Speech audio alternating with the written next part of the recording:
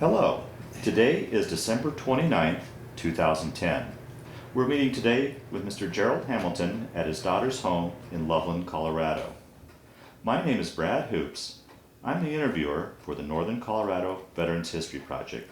Welcome, Jerry, and thanks for sitting down to tell your story today. Well, thank you very much. I feel it's an honor Well, to have you do it. trust me, the honor is all mine. Yeah. Let's start out, if we could. Tell us a little bit about yourself, your date of birth, where you're born, a little bit about your family. All right. I was born in Chicago in 1923, which makes me 87 today. Actually, we need to note that today's your birthday, so happy birthday. Thank you. Chicago, Illinois, okay. And my father was an intern at the Cook County Hospital.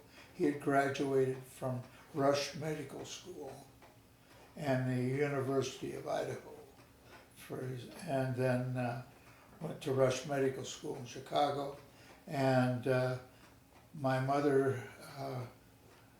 I don't know when exactly they got together by mutual friends, and for a while, one of my aunts was my father's favorite. And then my mother was the oldest of three girls and one boy. And but anyhow, I was born in Chicago, and then my dad went to Akron, Ohio, and we lived there. I lived there till I was 17. We had two homes there over the years. One that was near his office, and then we moved over to a part of Akron known as West Hill. So basically you grew up in Akron. I grew up in Akron Okay. till I was 17, and I never lived there since. Is that right? Yeah. Well, I went away to school. I graduated from high school. Well, I still think it was an honor they gave me. I was 7th in my class. And as my dad would say, well, all that and 50 cents would buy you a cup of coffee. But anyhow,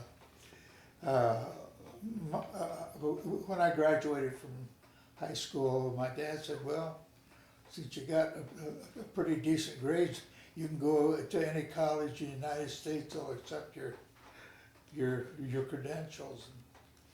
My father had a cousin that lived in Warren, Ohio, and he was a chiropractor, and well, chiropractors and physicians didn't usually mesh back then.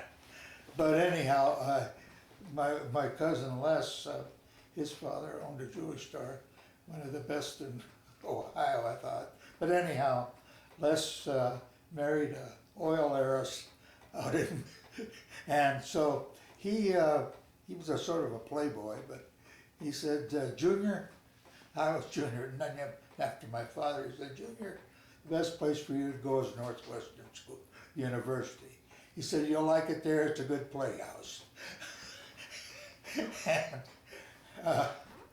so I went out to Northwestern.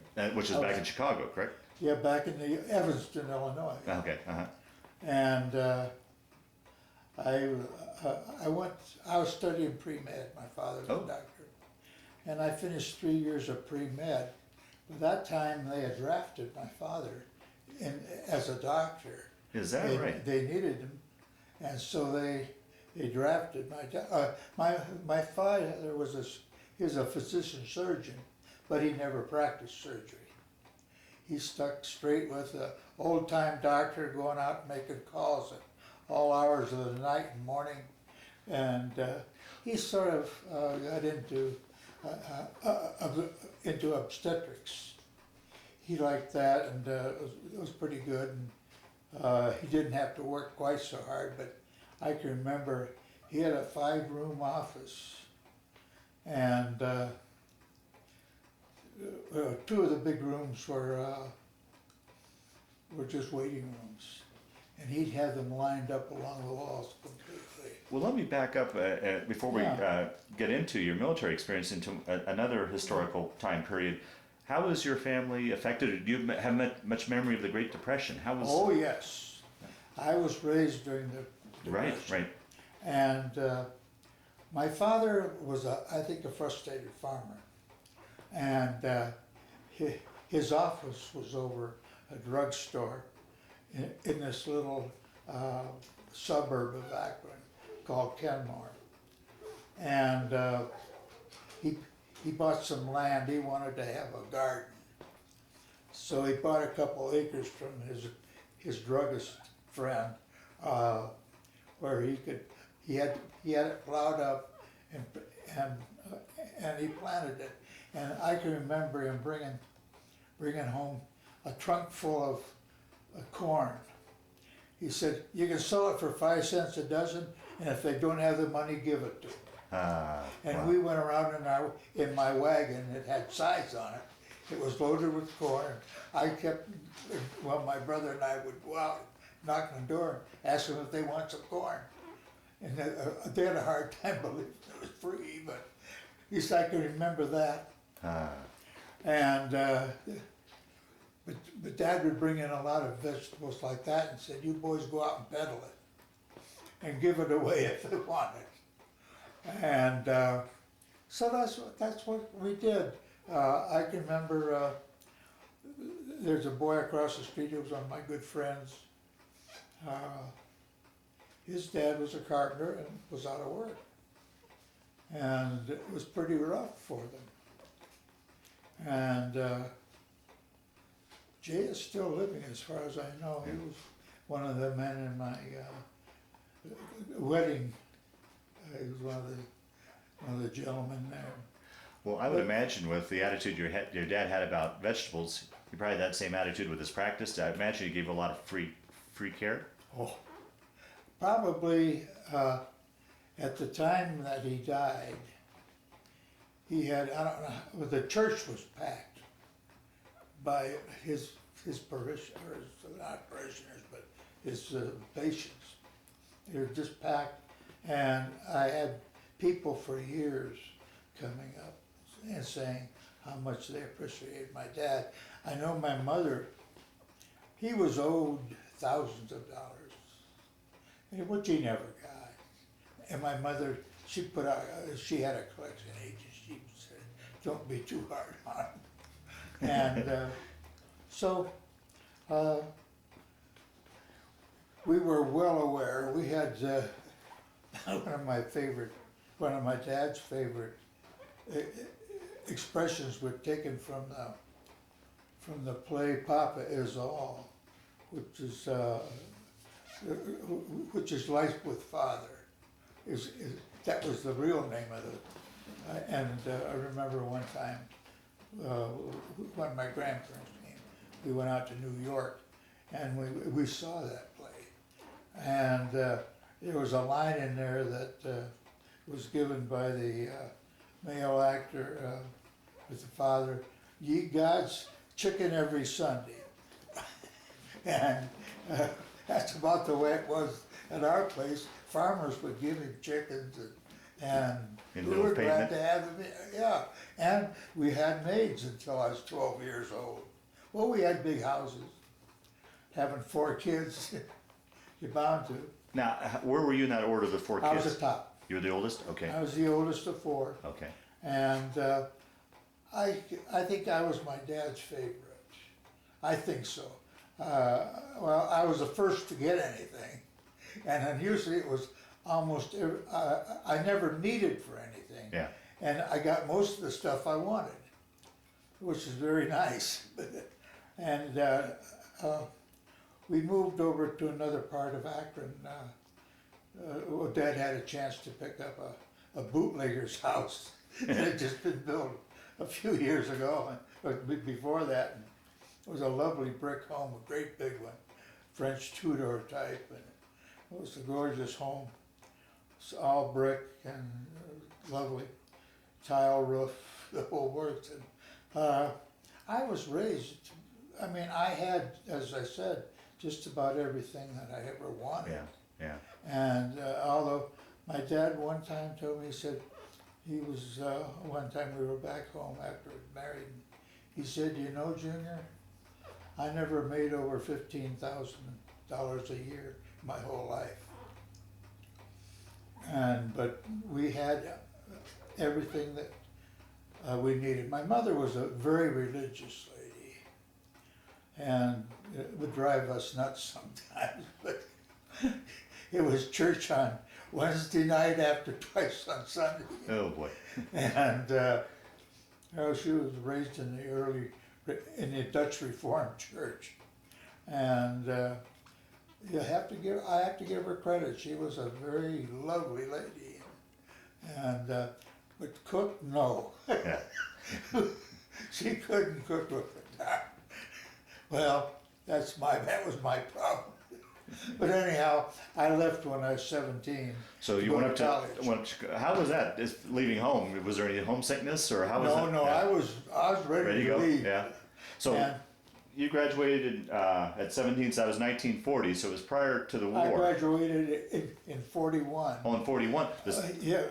No, I'm sorry, I graduated in 40. 40, okay. And then I was away at school, and I remember December 7th. Yes, tell us. I remember that. I was living in the fraternity house, the same fraternity my father was in when he was in school, which is Phi Delta Theta, one of the Miami Triad universities.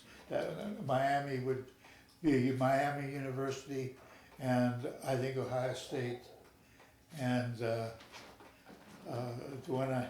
anyhow, we lived fairly well, and we were raised with maids, but the maids had nothing. They would just help my mother. Yeah. They had nothing to do with us boys as a rule. Yeah.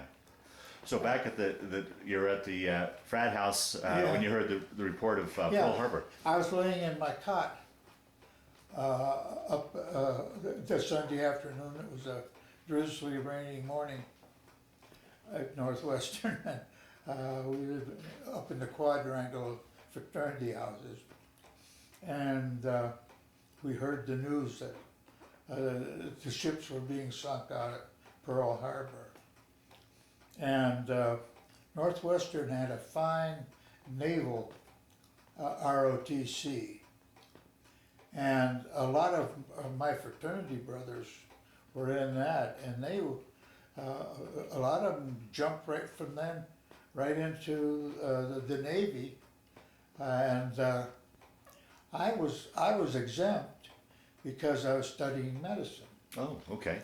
I had a 4E classification, not a 4F, but Yeah, okay. and so I was continuing school, and I was in my third year, my junior year of pre-med, and my dad had gone in the Army. Yeah, how soon after Pearl Harbor was your dad then drafted? He went in I think about a year and a half before I went, and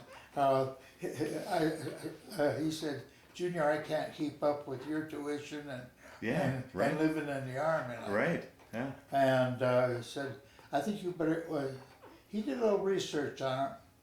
There was a program during the Army called ASTP, Army Specialized Training Program, and I went down and I took my tests for the Army, and I said, "I want to go into ASTP." That's when you had a choice. And also at the same time, the Air Force came after me. They wanted me to get into pilot's training because my IQ was right. Yeah, the ASTP only took high IQ people. Yeah, they were only people that at the time I went in, if you'd had previous college. And I had my 3 years, and I had a fairly good IQ, and so they wanted me. I said, "No, I want ASTP, I want to be a doctor." Well, I went down to Fort Benning, ended up at Fort Benning for 13 weeks of basic training. Now, how was that transition going from civilian life to military life? Was that much of a... Not much, because I'd been living at the fraternity house for years, for 3 years, or a boarding house, and so I was used to living away from home. But I mean, as far as the actual, just the actual life of Well, civilian it was life more- to military life. Well, it was, I enjoyed it myself. Okay. I became quite friendly with our sergeant that was running our platoon, and we were good friends. His name was Monkhouse, and he looked the part.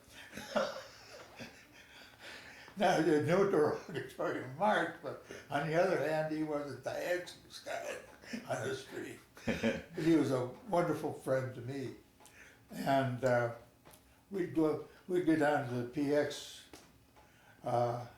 after dinner and get a quart, or we'd get one of those half-gallon of ice cream and go off in the woods someplace and sit down and eat the ice cream and talk about the Army life and everything. And I had good backup from people from our church that we belonged. They'd send me letters and so on. Is that right? Yeah. And I remember one of them was Carl Wagenknecht. But anyhow, he was one of Dad's patients, but he took a particular interest and wrote me about once or twice a month until I got overseas. And my mail wasn't. But anyhow, I went through my infantry basic. Then we went up in front of a board of officers to see if we deserved to go into back to school. And I went up and they said, well, you've had 3 years, but we don't notice you had any chemistry. I said, no, I was saving that till my junior year. And he said, well, I'm sorry, but we can't send you to school. Also, I immediately contacted we were at Fort Benning, there was an Air Corps base too, Air Force base. So I contacted them about going into, and so they picked me up real quick. But he said, well, you have to stay in your unit for duty and rations till we have a place for you to put. Well, about 3 weeks later, they said, all the pilots, we don't need any more pilots. Oh, jeez. We need navigators. And I said, that's the guy that sits in the front of the plane. Forget it. Well, you go into the infantry. I said, that's it. I'll go with the infantry. So as a buck private, I went to, I joined the 100th Division after I'd finished my basic, and then they were on maneuvers in Tennessee in the middle of winter. And I went through the winter exercises with the 100th Infantry, and then we went back to Fort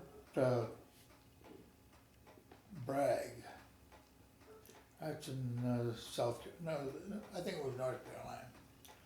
And there I was made a PFC shortly after I got there, and I was first scout in our platoon, in our squad, which I liked. And we did the regular Army basic, and then we started getting guys from ASTP that had been the same thing, because they closed it completely. Right, that's right, yeah.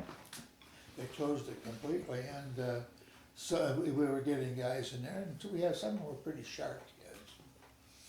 And but I don't know, for some reason I got along with the old timers that were in it, and I was made captain of the basketball team and what football team we had. I enjoyed that. I enjoyed sports, and so did my company commander. He was a Captain Brinkerhoff, and he was a rough son of a gun, but he loved to play tackle football, and he loved to nail me when he had a chance. And, I fooled him a couple times and sidestepped his charges on me, but that man was a good man. and I learned a lot. I figured, well, I'm in the infantry, I'll learn what I can. Well, even before I went in at school, I knew I was going to go in the Army. So I took a course in astronomy and a course in military map making. And also with my medical background with my dad, during our training at Fort Bragg, they found out that I knew more about map making than any of the officers. And so they had me teaching it for the whole company, and had me teaching first aid also. Well, is there any talk of turning you into a medic at all, or Well, my dad was in service, as I said, and he said, why don't you contact the battalion surgeon and see what he has to say? Maybe he can use you. And so I asked permission to go down and see the surgeon. Went down to see him, and he said, I'll be in touch with you within the next week or so. Well, unfortunately, he and my captain were good drinking buddies and good friends, and lived in the same dorm and everything. And I got the word to come down and see him. So I went down, and he said, Hamilton, I'd love to have you in my outfit, but your captain won't let you go. Oh boy. He said, we're going overseas in 2 months. And he wants you because you're going to be one of his next non-coms and an officer. And I said, well, I don't want to be an officer. And well, anyhow, I was back to my unit. And the Air Force, as I said, so I figured, well, that's that. And I'll just do the best job I can with what I got. And so I went overseas as first sergeant for our squad. Or, no, not as sergeant, as first scout for our squad. And we went over and we landed on October 10th in Marseille. In 44? Yeah, in 44. Well, let's back up. Where did you guys depart from in the States? We went to Camp Kilmer. Up in New Jersey? Yeah, we went by train from Fort Bragg up to Camp Kilmer, and we had our orientations and so on. Although they never told us where we were going to be. Wow. Well, everything was secret. Yeah, right. You didn't talk. And did you have any chance during that time for liberty to get into New York City at all? Yeah, I got into New York quite frequently. Yeah. Oh, I figured that out. I could get out of doing any drill work and anything. I volunteered for permanent KP. Oh. And I'd have to work 2 days and be off 3. So I could easily get a pass to go into New York.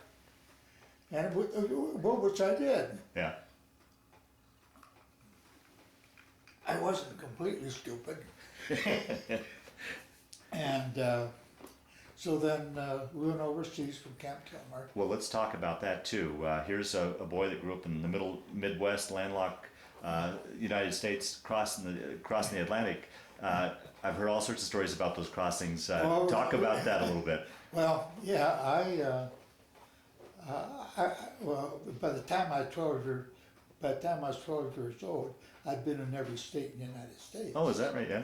My father, when he got away, he traveled, and he was raised in Idaho. So every other year we went to Idaho, by different routes. Sometimes going around Washington and down the coast and coming back. So we traveled quite a bit. Well, I guess so that wasn't hard to do, but going over. Yeah. Did you get your sea legs? How was the crossing for you? It was a rough crossing. Yeah. Okay. It was a very rough crossing. I think I went out on deck a few times. I had a brief run-in with seasickness, but I got over that by learning that I eat crackers.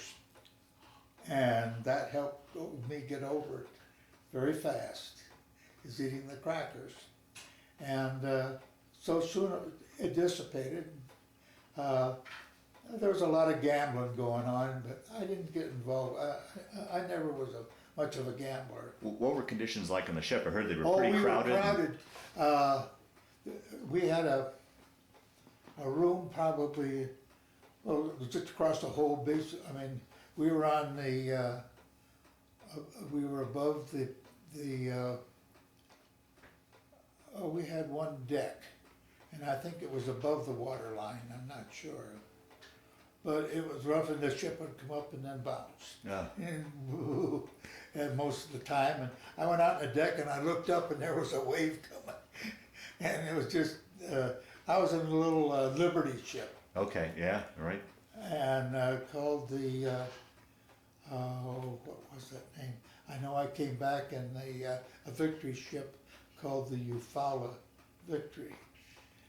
And I tried to find my, I got a book on our division that, and I can't find it. It's probably home someplace, Yeah, but yeah.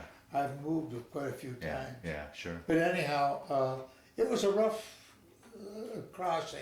Were you It guys took us about 2 weeks. Were you in a convoy or were you Yeah, we some- were in a convoy. Was there any worries about Yeah, U-boats? there was one. We were pretty much in the middle Okay. of the convoy, and every once in a while you saw a mine floating by, a great big landmine, about a big, Wow. and you'd see one floating by, and I think one ship came under. We heard the guns firing one night, and that was it. Other than that, we got over to Marseille, and it was a beautiful day there, and we landed in Marseille, and then the next day we loaded up our gear and went out to up towards Avignon, which is about 15 miles north of Marseille, and our bivouac area was on the railroad up towards Avignon. So you guys came up from southern France then? I came in from southern France. How soon after the invasion of southern France did you guys land? Roughly? We came in 28 days after Marseille was Okay. liberated. Okay. And just as a sideline, my wife and I went over on one of the trips we'd made. The guy at Marseille, I was asking her if I could go down to the harbor. It's the old harbor, and there was only one building left, and I remember that building.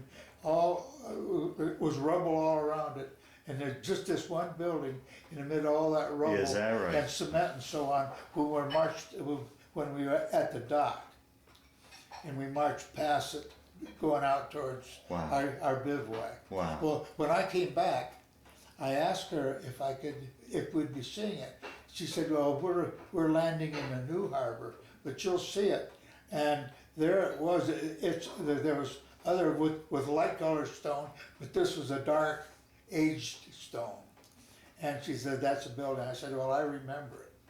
And I said, "Well, I landed here 28 days after your city was taken." And she said to me, that still breaks me up, "We're glad you came." Wow. And that really hit me. It Sure. still does. Yeah. It was something I'll never forget. Yeah. Yeah. Because that's about the first time a Frenchman has ever told me that they were glad to see it. Well, I had, since I'd been there, well, I'd taken French in high school, so I was, all I could, most of the time, they weren't terms that you'd speak around here. We'd use that occasionally. But anyhow, So once you guys landed, then We marched up to our bivouac area. okay, And there we stayed about a week and a half, and then put on 40 and 8 railroad cars. which would you explain to those that watch what a 40 and 8 is? Yes, 40. They used these box cars. They were about maybe a third the size of our normal box car, and it would mean 40 horses or 8 men. No, eight horses and Right. 40 men. Right. That's it. And they'd stop along the way for to go to the bathroom for the boys. But usually they were still going on. They just stand in the doorway and let it fly. And well, I can remember at our camp where we were, we'd be sitting on an open johns, and these women come along selling us bread while we're sitting there. It was the most unusual. But their mores are a little bit different than ours. Yeah. It was interesting, but then we got up to a city in northern France called, in northeastern France called Epinal, and that's where we bivouacked. Well, we were part of the 7th Army, Okay. and so we were way over. We were only about 15 miles from the Swiss border, and it was beautiful forest. And Epinal was one of the larger cities up that way, and we got a little bit of freedom, but there wasn't that much to see. That Was there a lot of damage from previous fighting at all up in that area? some, Yeah. some. Well, we were probably in there very shortly after the fighting was done, because we were staged there, and then we went up to a little place called Rayon La Tape, and we had a battle there. Fortunately, at that time, That was your first battle? yeah, it was Okay. the first battle at the Battle of Rayon La Tape. It started in October, about the time we got up the front lines, until the next battle, which was in around the first part of December, which was the battle for Bitche. And we could hear firing and so on, where we were in the forests and so on. In fact, outside of this town of Bar-le-Duc, we were set up there, and a lot of the guys went under the trees to put up their to dig their foxholes. I said, that's terrible, because those tree bursts You're right, yeah. get down. And so I told by that time I was a buck sergeant, and because when our first battle went on that I was in, we had to climb we were down in a valley, Ooh. and we had to go up this mountain. Well, somehow I got to be the first one up there, and this was it was part of the battle for Bitche. We didn't have any fighting. Our company was in reserve during the first. The first of the Yeah, October but- battle? Yeah, the first, and then in November, but then we went into, well, that ended in November. And then we started on the battle for Bitche, and we were told to take this mountain. And I was the first guy up there, and a burp gun opened up on me. And they had huge trees, they were big, and nice pine needles and everything. And so I dove behind the biggest tree I could find, and they were still firing at me, and I could hear the slugs going into the tree. Oh. And I said, you son of a gun. Well, I felt a tug at on my right foot. And I looked that down and I didn't see anything. And then I looked at my heel and there was a beautiful little groove. It cut right through the side of my heel. Is that right? But through the rubber part. Wow. And I said, you son of a gun, you ruined a pair of shoes for me. Well, there were 3 guys handling it. And, well, you know how there's these big trunks that come down and the roots going down? Mm-hmm. Well, I saw them duck behind the root. I saw one guy, well, I got one guy when he was leaving, and I killed the German there. And then there were 2 other guys left, and they were firing at me. So I hold my rifle out and fire about 3 or 4 rounds. He had ducked it, but then I see where he brought his head up again. And they always told us that an M1 would shoot through a good-sized pine tree. So I figured where he was laying, and I shot through the pine, and it blew half his head off. Huh. And so I got that guy, and then there was another one there, and he started taking off back towards his lines, and I got him too. And so, but at the same time, I was yelling for our own outfit to catch up with. You're right, yeah. Because I was all by myself. Oh, boy. And I said, this ain't good. Yeah. And then our captain got her, I said, you son of a, not the captain, but a lieutenant. And I said, where in the hell were you yellow bastard? And I read him out right in front of the rest of the platoon. And he just turned ashen. And I never saw him again. I don't know what happened to him, but I don't remember ever seeing him again. And we finally marched over to around the town of, I think it was, I forget the name of the town now, I don't. Yeah. Oh, St. Louis, France.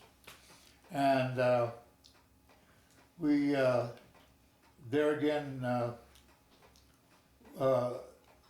it was where the mountains were. It was on towards the Moselle River. And we stayed that night in an old glass factory. They made great big sheets of glass and mirrors and everything. And you know, GIs, they love to break glass. And you could hear the guys going through with their rifle butts, which was steel, hitting those, and you hear crash, crash, crash for an hour. Well, early in the day, we were going through this town, and I had a little water. Mm-hmm.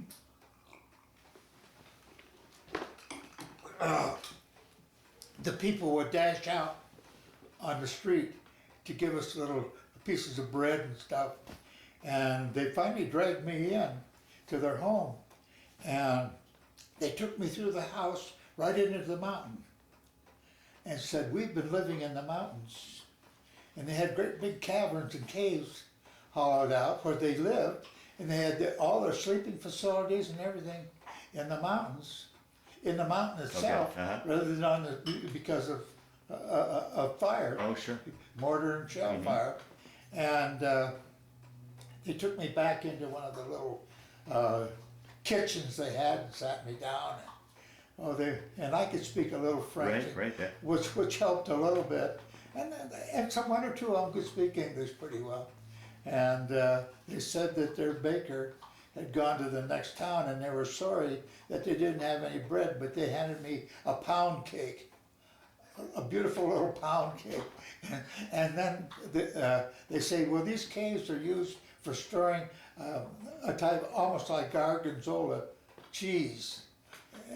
But it came in almost looks like a toothpaste tube. And they handed me that and he said, spread it on the cake. And so I was eating cake and a wonderful creamy cheese that had a little kick to it.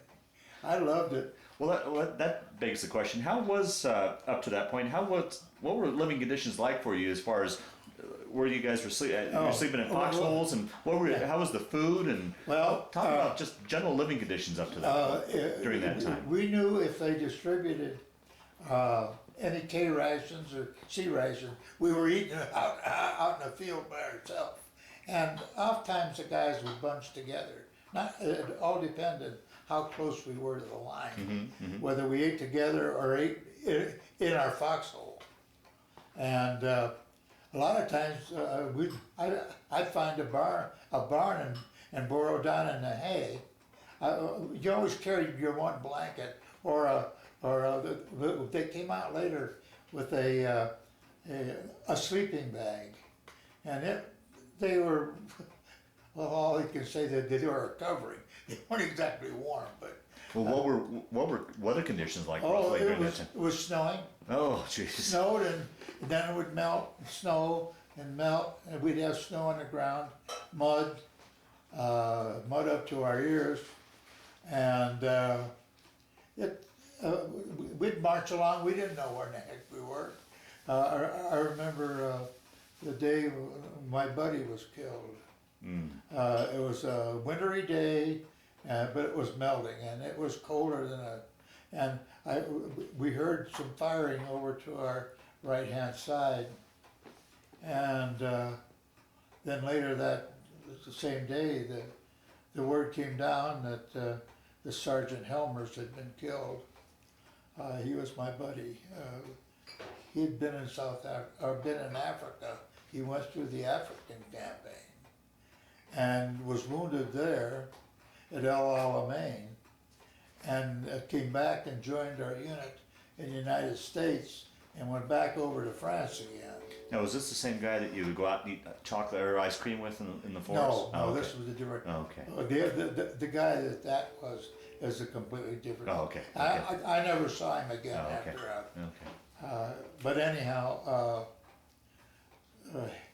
Hank Helmers he was a real slow, quiet guy from Iowa, Pumpkin Center, Iowa.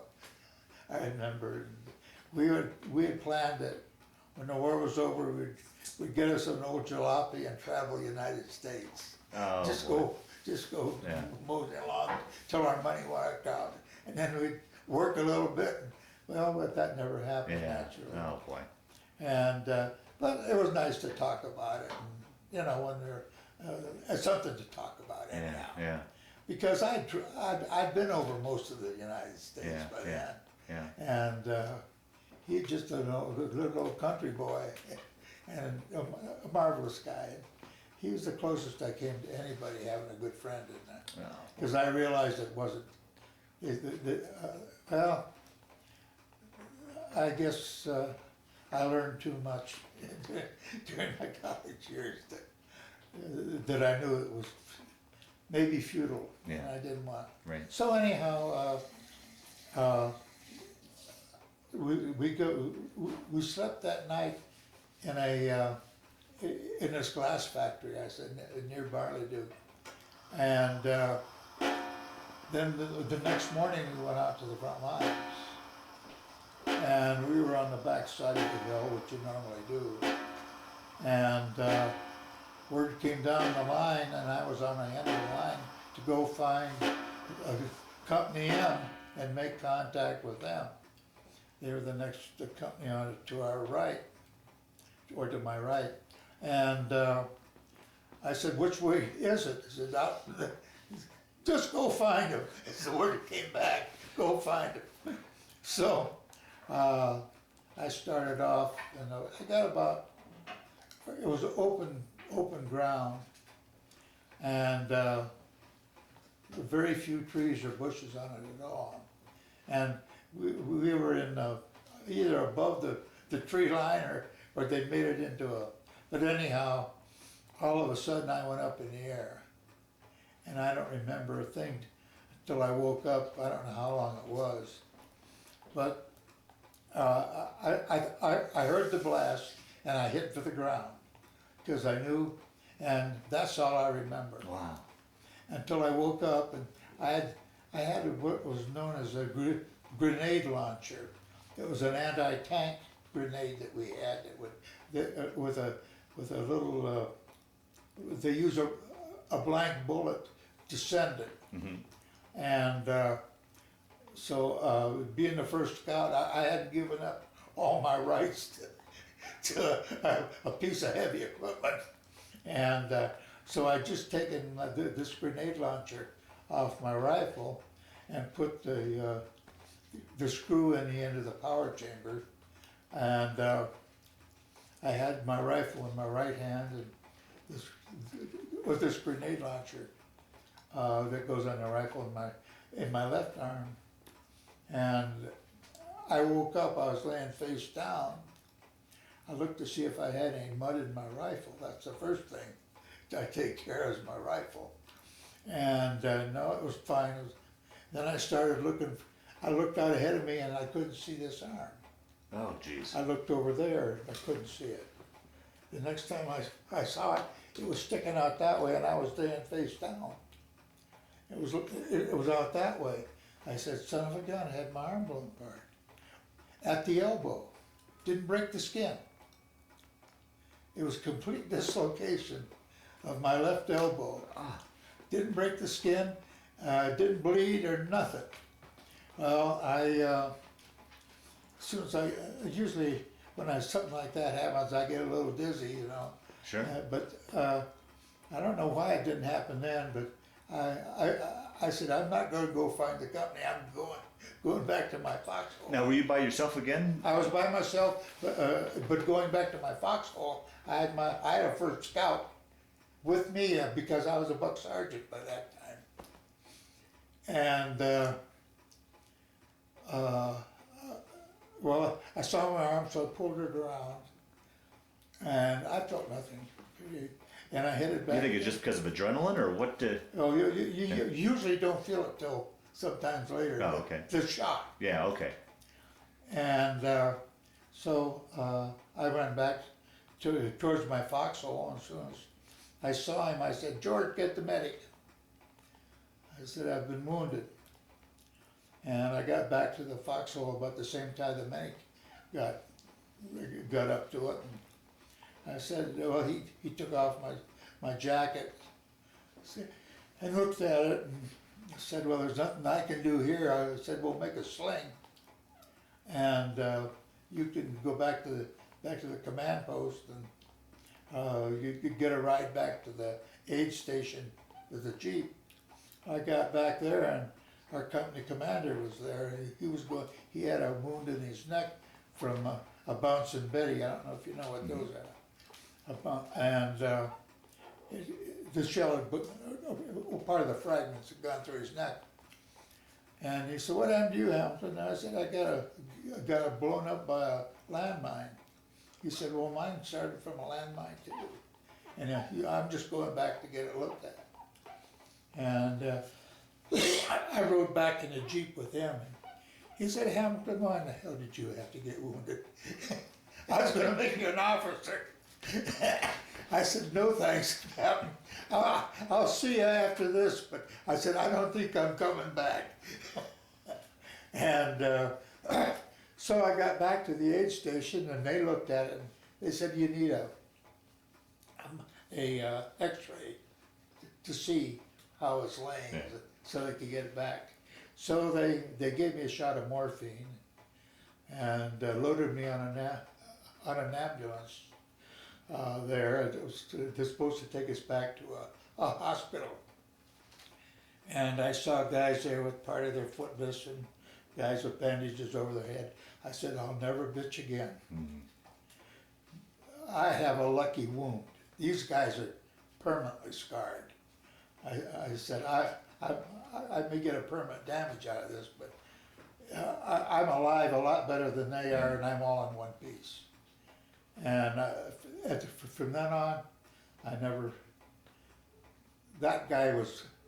was lucky. Wow. Well, the good Lord was looking over me, that's for sure. Yeah. I carried a Bible with me. I'm a fairly religious person. Did your faith help you through this period of time? Oh, or was it? Yeah, okay. It did. Yeah. It did, and I did a lot of praying. But I think there isn't a GI that doesn't. Yeah. Overall. Not very often anyhow. Yeah. Well, anyhow, we rode all day, and about 6 o'clock we got to to the hospital, and I could walk, so I walked in and they had me lay down on a bench. And I was laying there, and all of a sudden I felt I could hear footsteps coming toward me because it was cement floor, and I felt something plunk down in my chest. And I said, "What's that?" He said, "That's your Purple Heart." And they'd given me a box about yay big that the Purple Heart comes in. And he said, "That's your Purple Heart." And that was the ceremony. Yeah? And I said, "That was it." And I said, "Well, thanks a lot." And so I got my Purple Heart then. And they took care of me, and they gave me sodium pentothal as the drug to knock me out to set my arm. And I could tell them more about sodium pentothal than they knew because of my chemistry. Right, yeah. And they said, "You've heard about it?" I said, "Oh, yes." And they said, "Well, you talked about your girlfriend." I said, "Like hell I did." Because it's also used as a talkative drug. Oh, okay, right, yeah. That was one of the things that they gave to the PWs to make them talk, because they lose all their inhibitions with it. Well, anyhow, I was put in a hospital, and that was on December 8th of 1944, I guess it was, yeah. And I was put on the second floor, and I had a bed looking at the window, right, a great big window. It's a long ward, I don't know, maybe 100 foot long or better, or more than 100 foot. But anyhow, I had the nurse found out I knew a little bit about medicine, so she had me helping her with blood pressures and temperatures. I helped out in the ward a little bit, but since I know a little about, and I just hated laying there all day. Yeah, sure. Yeah. Or talking to the guys next door, because it was a pretty full ward.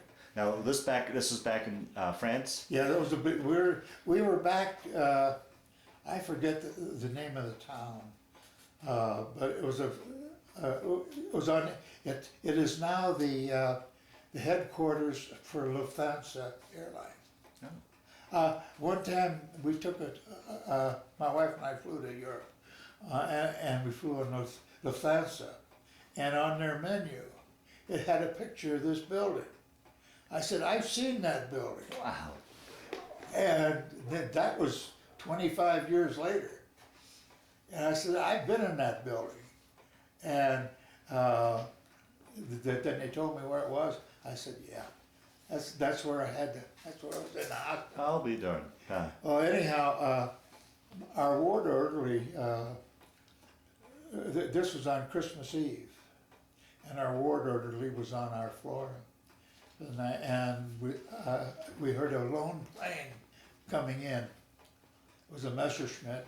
He saw the hospital and strafed it.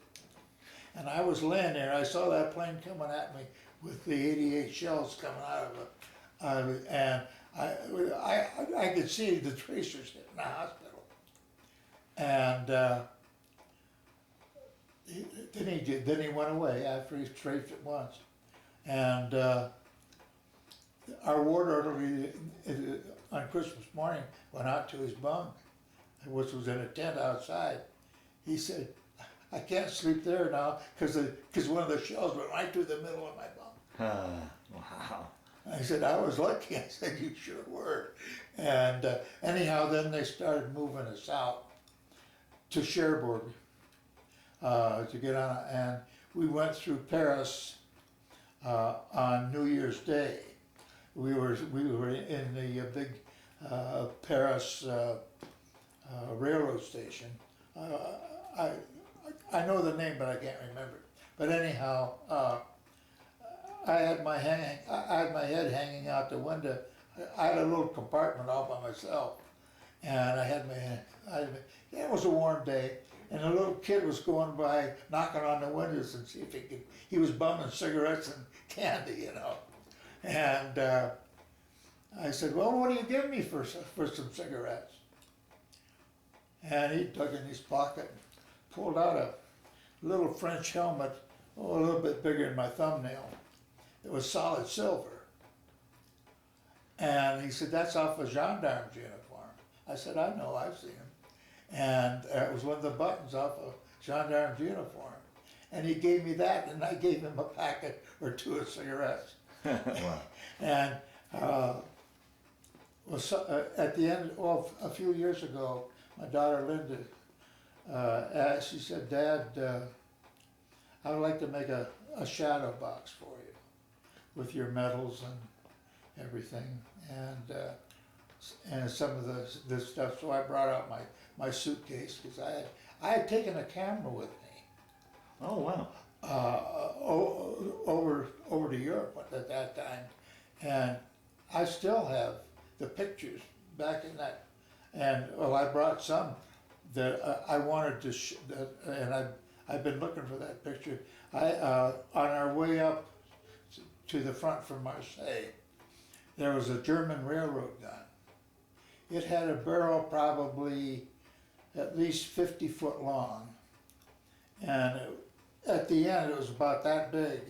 At the end of it, At the end, and it was a 50-mile camera. Cannon.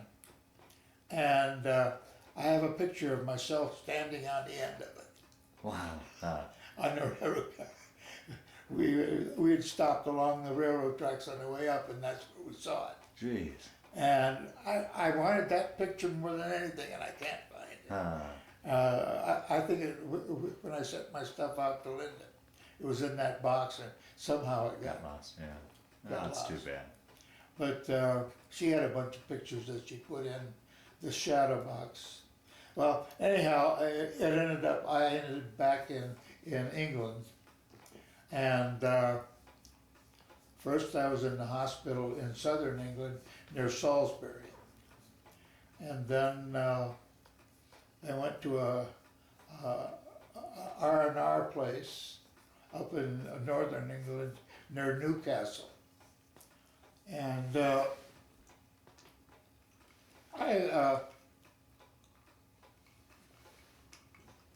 they had us pulling guard duty and stuff like that. And my arm wasn't going out. Well, I was smart, I guess. But anyhow, I knew that if my arm ever straightened out, I'd immediately go back to the front lines. I said, well, I'm not going to straighten out that son of a gun. So they gave me a 5-pound weight to carry. Well, instead of carrying it in this arm, I carried it in this arm. They didn't know. Yeah, right, yeah. And if anybody came along, I put it. And so my arm will never straighten out any more than that. Is that right? Oh, I figured 10% is not bad. Right, yeah. Well, at the time I got, well, anyhow, I spent my time in, when I was ready to go back to, they discharged me from the hospital and brought me up in front of a psychiatrist. And he said, well, Sergeant, you ready to go back to front lines? I said, I will if you send me. He asked it again. He said, what do you mean I will if you send me? I said, sir, no disrespect, but have you ever been in the front lines? He said, no. I said, when you're under fire and then you have to dig a foxhole, I'm going to play hell digging a foxhole with an arm that's only a month old again. He said, well, you got a good point, Sergeant. Well, I'd taken courses in psychology. I knew what the heck was going on. And I had psychology when I was in college, both normal and abnormal psychology, and as part of my medical degree. And anyhow, he said, you got a good point. He said, they're starting a cadre down near Salisbury, England, and Tidworth Barracks was a huge British Army camp. And the Americans had taken over one part of the camp to serve as, and we were taking guys from the services supply and medics and Air Corps and giving them 6 weeks basic infantry training and shipping them over to France on towards the end of the war. And we had one guy there that, well, I said, that sounds like a good idea to the major. And I said, that sounds like a good thing for me. I said, I've taught courses in demolition and all this stuff when I was in the States. So I said, that's fine. He said, I think you'll fit good. And I found out I was the only guy with the company commander. It was a brand new company that we started, and the company commander found out I could type. So I was company clerk, whether I wanted to be or not. Oh, jeez. And I had a good master sergeant as a top kick in the outfit. And so for a while I was the chief. I was the typist and company clerk, typing up the various, And I remember one lieutenant, the captain was going to make him a first lieutenant, and I had to type that dang paper of his 5 different times till I got it without any errors in it. Hell, they had to remember it had been 5 years ago. Right. Yeah. But I can still type. I still do occasionally. I don't have a typewriter anymore. I got rid of it. Anyhow, that's just one of the incidents that happened. And well, we had the ambassador's son was living in London.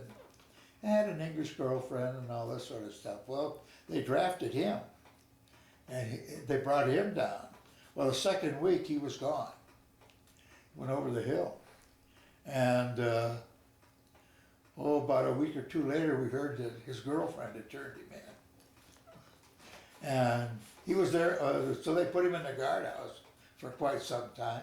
Then he escaped from there, and they found him about a month later, and he was brought back and put in the guardhouse. But then the war was still on, and desertion was punishable by death. Absolutely. Yeah. Well, we never heard whatever happened to him. But I got a hunch he was shipped back to the States and put in prison. And that was it. But anyhow, that's just one of the incidents. Well, then they found out I could speak enough German, and so this is where the war ended. I had the opportunity to go to Oxford for a semester. The Army started a college in Oxford, and for GIs that had previous education in college, and you could go for a semester. And if you weren't a viable person in your own company, well, I don't know, they found somebody else to do my job, so I could go there. Wow. I took a course in physics there, and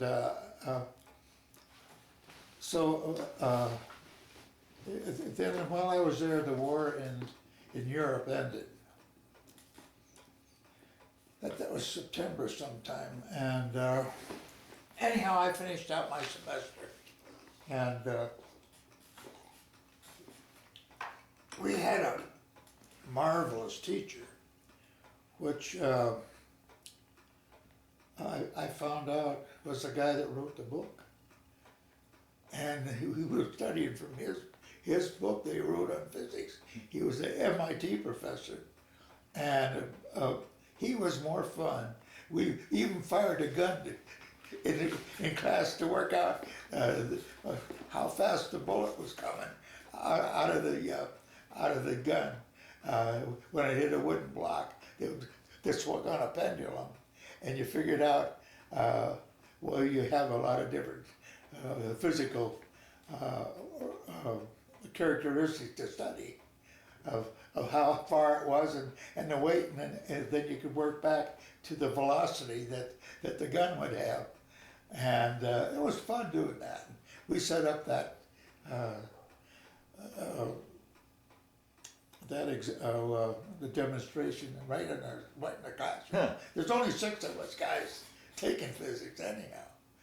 But it was fun, and we had a good time with it. Our instructor he was quite lenient with us ex-GIs, you know. We were GIs yet.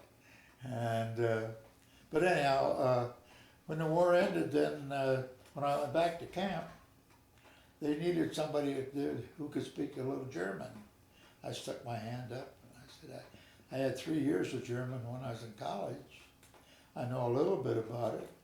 I said, good, well, you're going to be in charge of 450 German POWs when they come to camp to work for work details. And I had 2 corporals and a private working for me. And so I worked out a schedule. We'd work 3 days and be off 6. And during that time, we could travel any place we wanted to go in England. And because we'd get railroad passes, RTO they call it, I guess. And I traveled all over England. Oh, wonderful. I never got the opportunity to go up to Scotland, but I had relatives in northern Scotland because I had my great-grandparents came from Scotland. And the Hamilton he was a great-grandfather. I never met him. And I never wanted to, really, because I saw his picture. And the roughest looking, meanest looking guy you ever wanted to see, with a beard on.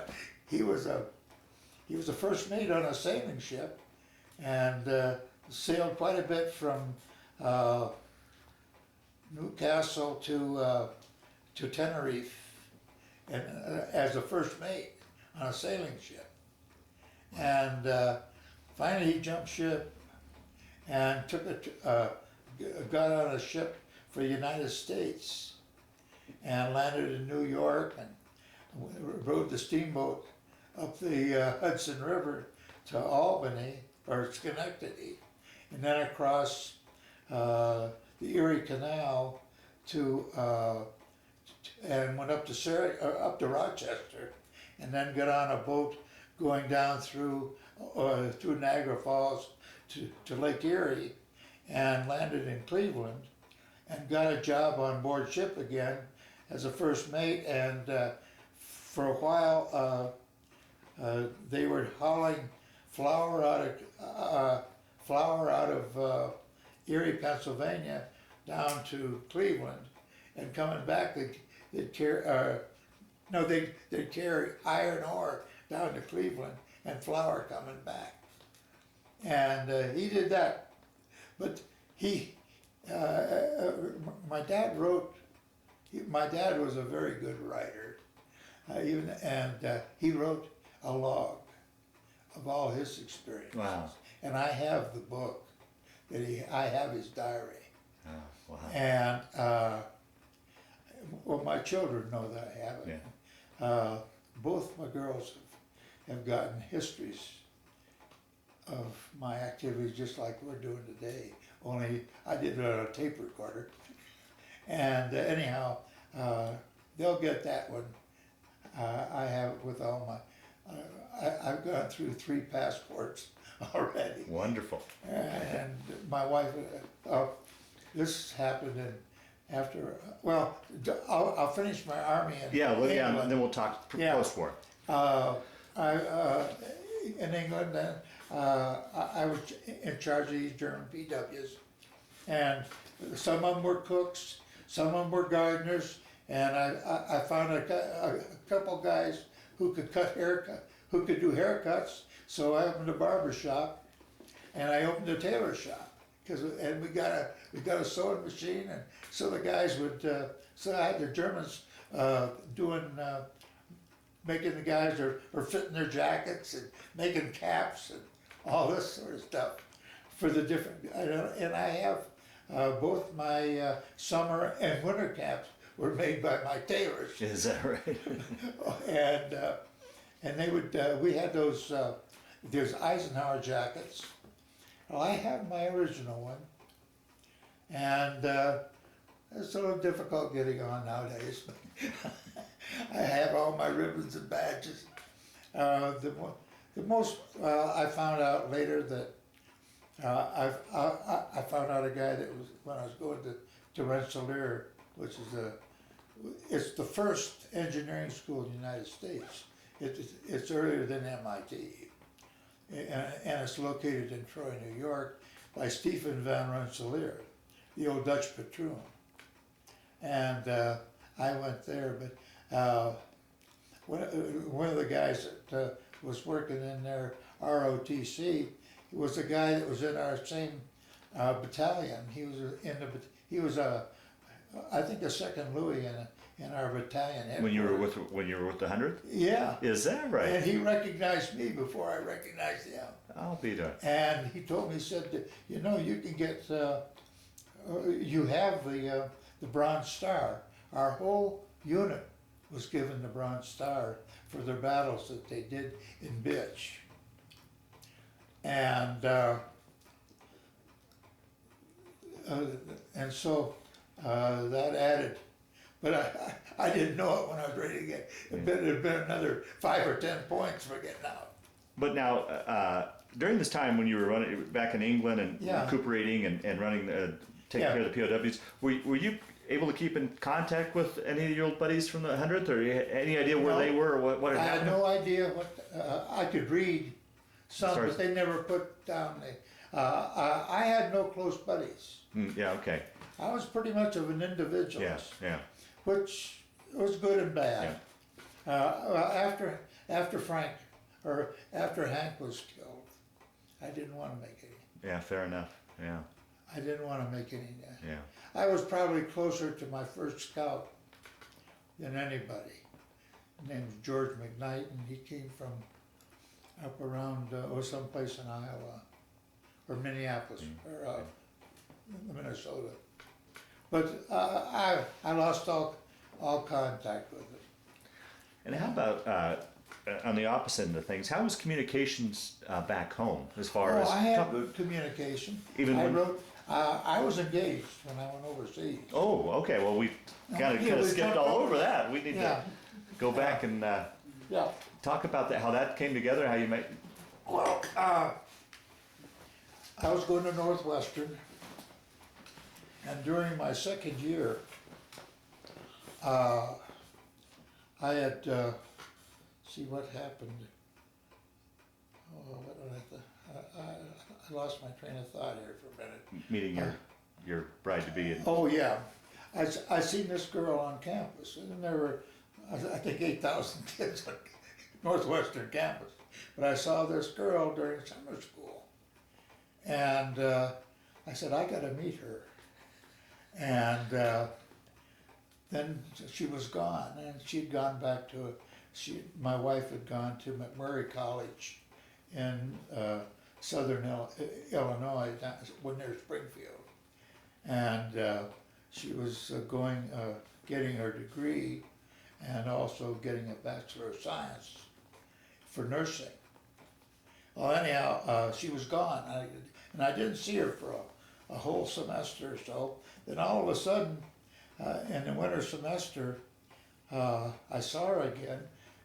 I saw her when we were signing up for classes, and she was going to take one of the same classes, comparative anatomy. I said, that's a good place to sign up.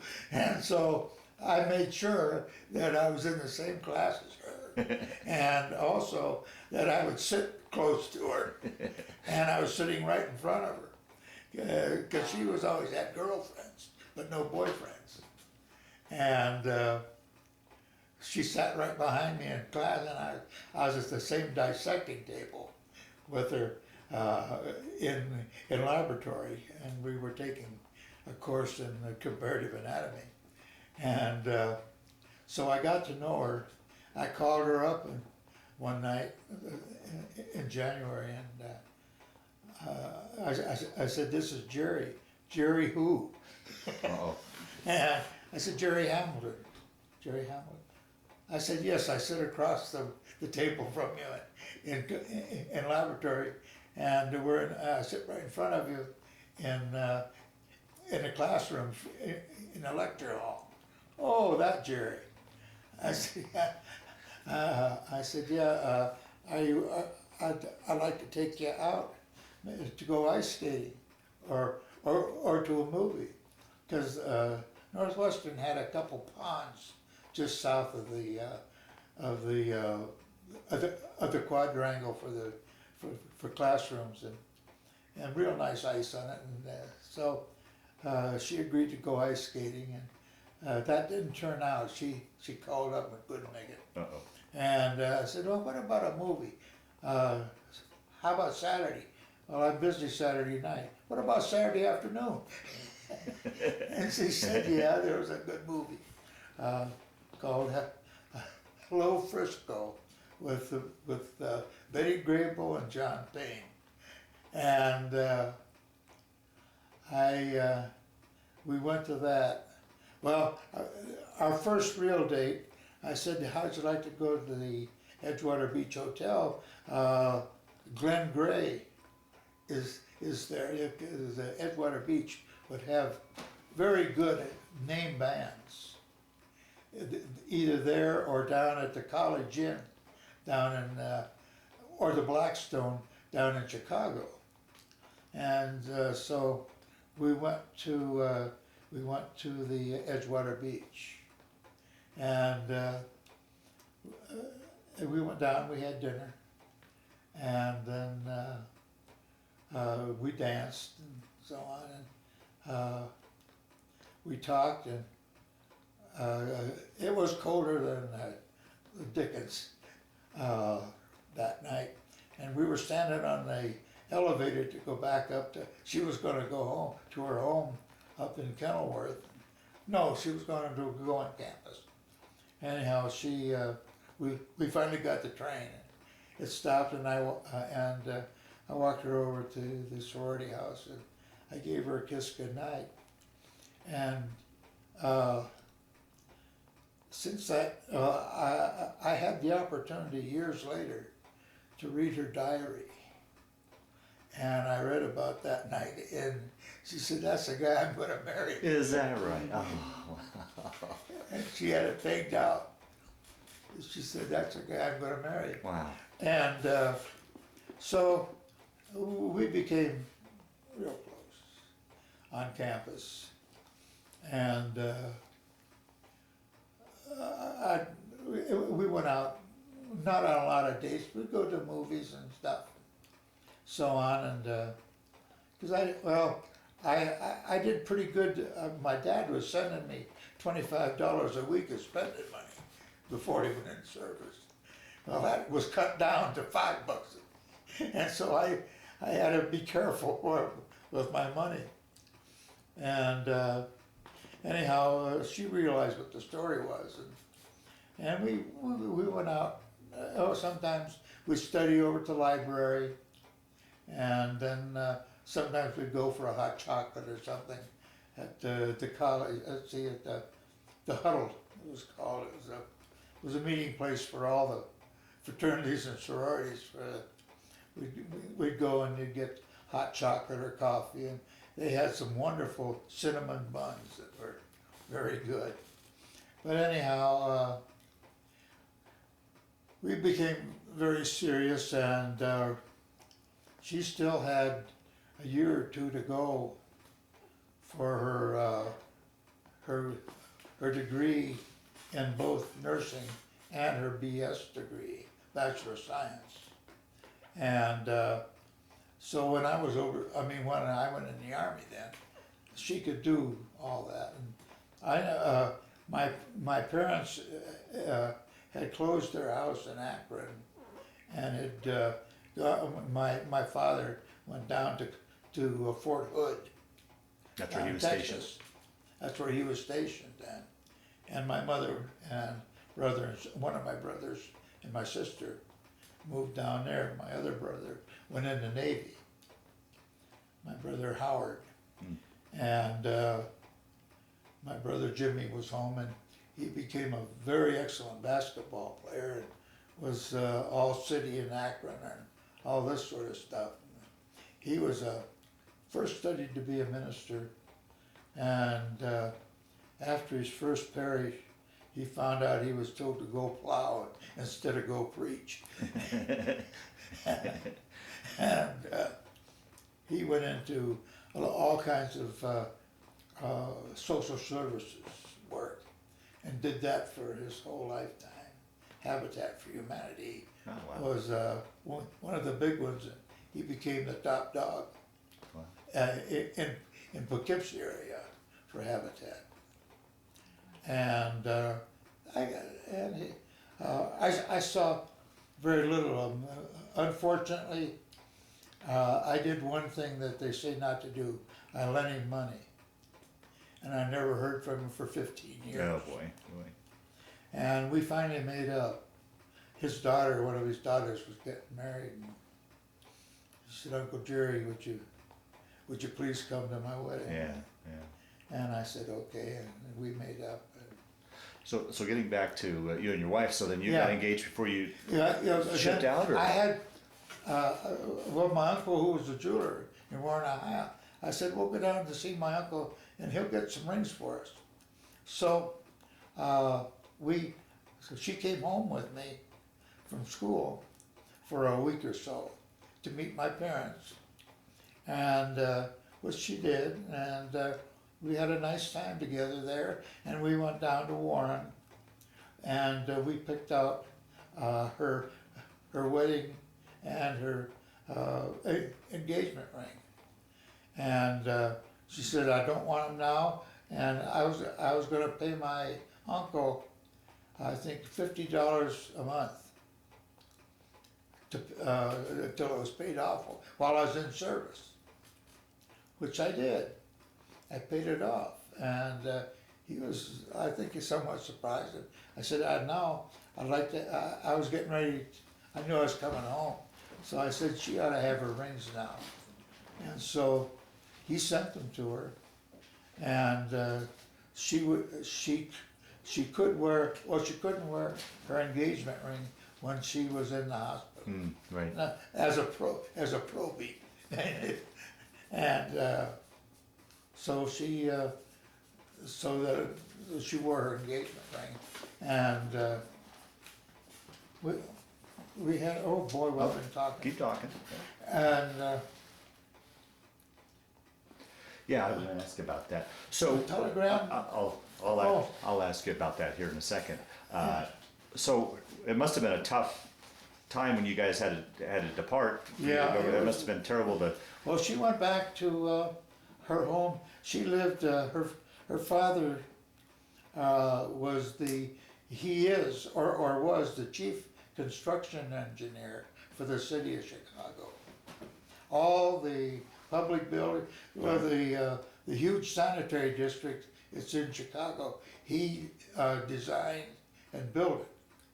The part of the locks in Chicago, he built that. Wow.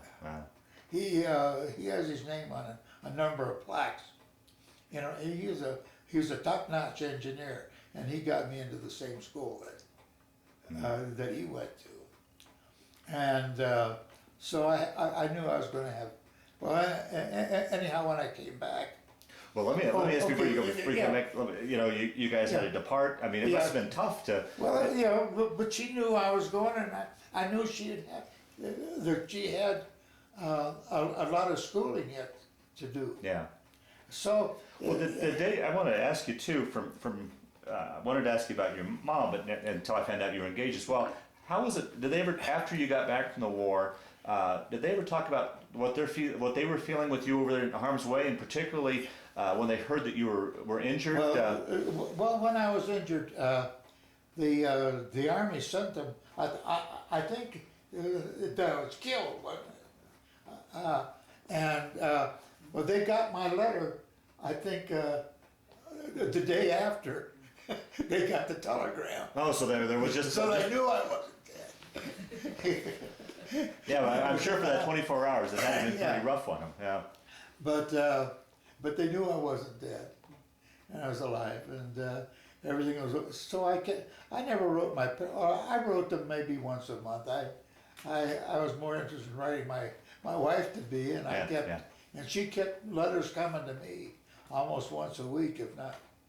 And it was good. And so I didn't fool around with any women overseas. Yeah, yeah. I have more respect for myself than. Now anyhow, we did. I came back. Well, I ended up doing well with the German POWs, giving them jobs, and then when my points came up to come home, I told the guys I had a call of a Weltwebel officer, something like our first sergeant of the army. Mm-hmm. He was a smart guy. He was a young fella, and he was my interpreter, which I used too. And we became good friends. And there was one guy in the unit that we called him One Jump. That's because he made one jump and was captured. So the guys called him One Jump. But anyhow, I think he made more than that, because when he heard I was leaving, he'd sort of become my orderly. When I wanted something to eat, he'd go up to mess hall and bring me back a food, and make my bed in the morning, or my bunk. I had a separate room, and it was a real nice deal. So the interaction with the Germans was pretty good. I mean, they were just like a captured GI. Yeah. I mean, they were men, and most of them were pretty good. But Hans was something else. But he came up to me when he found out I was leaving. He said, "Here, Sergeant," and he handed me his German Iron Cross. Wow. And I have that. I said, "No, you should keep that." I said, "That's an honor." And he said, "No, I want you to have it, Sergeant. You've treated me real well, and I want you to have that." And so Linda put it in my shadow box. I felt that was pretty nice to have that recognition from the German PW, and that was nice. And I said, "Well, Hans, you just take things easy and relax. You'll be going home one of these days soon too." And so I left. But one of the things that I did to make it a little easier for them, the Germans were not allowed tailor-made cigarettes. That is, a package of Camels and this sort of stuff.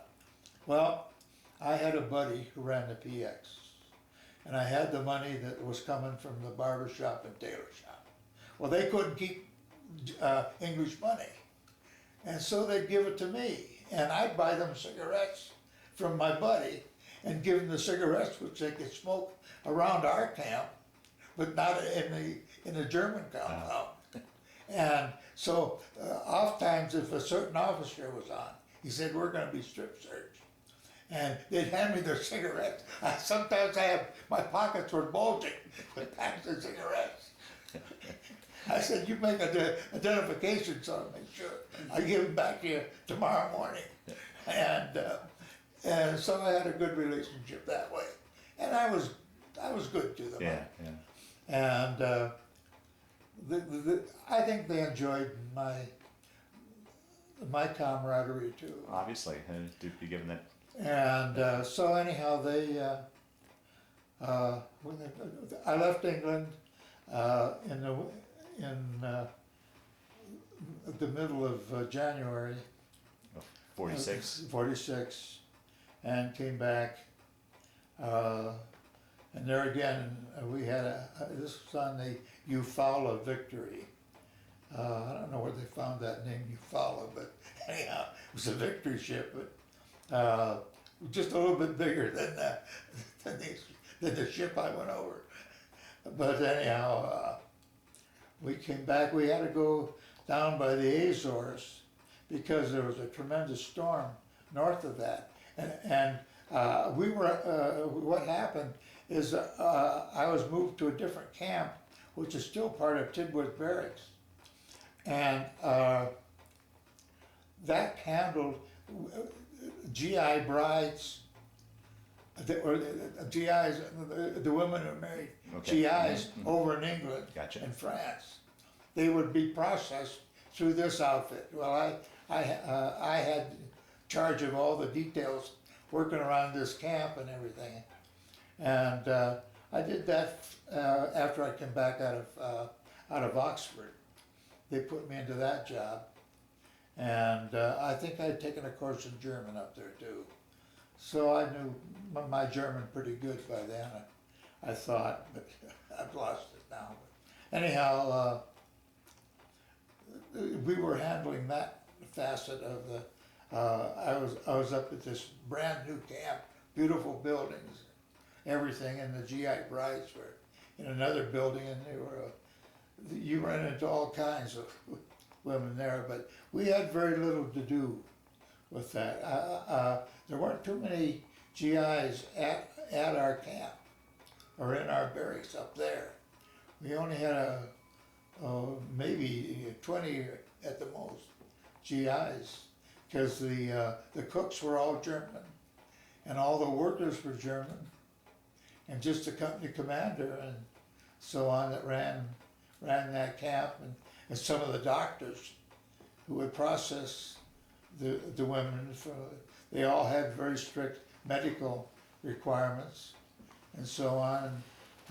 Some of them had syphilis, and some of them had gonorrhea. Oh, geez. Yeah, yeah. And so they wouldn't allow those in the States till it was cleared up. And well, that happens. And finally we went home anyhow, and I got home. And Now, where was home at this point with your well, I said, I'm going back to Chicago. I'm going back where my wife Sure. to be is going to be. And so I went on a troop train to Camp Grant, which is outside of Chicago, but near Peoria. And went to Camp Grant, and I was processed out there. Well, during that time, I had a chance to pick up a German Luger, which I still have. Wow. I've traced it back to 1910. My gun, it's got 1910 stamped on the barrel, but all the other parts are new with the same serial number. So I found out that it was a Luger used by the civil police in Germany, and they had that kind of a gun. Gotcha. But then, as the time went on, they had to use everything they had, and I took it from German. Wow. Wow. And but it doesn't have the holster. I have an Army 45 holster. Well, I picked up an Army 45. I don't know how I got. Oh, some guy coming back. He said, "Sarge, I'm afraid to take this in because it's not registered. It has nobody has the serial numbers of it. You can have it if you want it. A brand new American 45, never been fired." And so I said, "Oh, I don't want that," and I gave it away before I came back. But I did bring back my Luger, and I still have it. I fired it. I used to go muskie fishing up in northern Wisconsin, and we used that before we shot them before we put them in the boat. Well, the edict came down. You shoot them while they're outside of the boat. Yeah. But a lot of guys were shooting them in the boat, right through the hull. So the guys were carrying 38s and stuff because we always fooled around when we went up muskie fishing. Yeah. We had a little target practice and so on. And but I had that. It was a nice gun. Wow. So now you got discharged and you're back up. Well, the homecoming must have been what period of time were you guys apart? You and your wife all together? About 30 months. Oh, geez. Just about, not quite 30 months. Wow. But I came back and I got a pass to go in and, overnight pass, because my wife was in one of the hospitals in Chicago doing her, I think it was one of the kids' hospitals. And so she had to go to different hospitals to get that experience as part of her training. And so I went in and we spent an evening. I didn't get in until 10 o'clock. And she came out to visit with me then and had a nice reconciliation and nice to see it and everything. Yeah, It was marvelous. And then shortly thereafter, I guess a couple days later, I was discharged, and I stayed at her parents' home.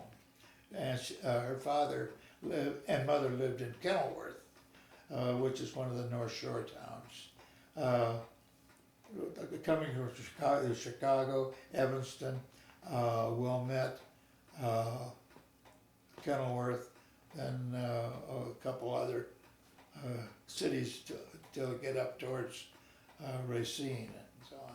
But anyhow, I stayed at their home, and finally she said, "Don't you think you ought to go home and see your parents, Jerry?" I said, "Yeah, I suppose I better." Well, now, were they still down in Texas, or had they come back to They were in Akron? Ohio. Okay. They were in Ohio. Now, Dad was home. He was out? Okay. But I wasn't, I'd been away from him, so, and, well, when I left to go to school, Yeah. well, as soon as I started paying my own way to school, I said, "Now, you're not telling me what to do." I said, I'm on my own as far as you're concerned. And my mother had a hard time with that. Yeah, sure. But I went back and I stayed 2 weeks. I said, "I'm going back to Chicago and get a job till I can start the school." Well, my dad said, do you know what you want to do? And I said, "Well, I don't know whether I want medicine or not, Dad, because I've had 3 years and I got another 6 years to go, and I want to get married." And my mother piped in and she said, well, she took me aside, said, "Junior, you don't want to have her, want your wife to be a doctor's wife." She said, "It's a miserable life." And my mother's was. Yeah. And I believed her too. She said, it's a terrible life for a woman. He's gone, well, but that was the old time. Yeah. But, so I said, "Well, I think you're right, Mom, because actually, my wife's father became more of a father to me than my own father." Is that right? Ah. We were very close and very good. And that's her, well, I don't think Linda knew much of my father, because he died shortly after he was accidentally shot by one of his patients. That was showing him a new gun that was unloaded.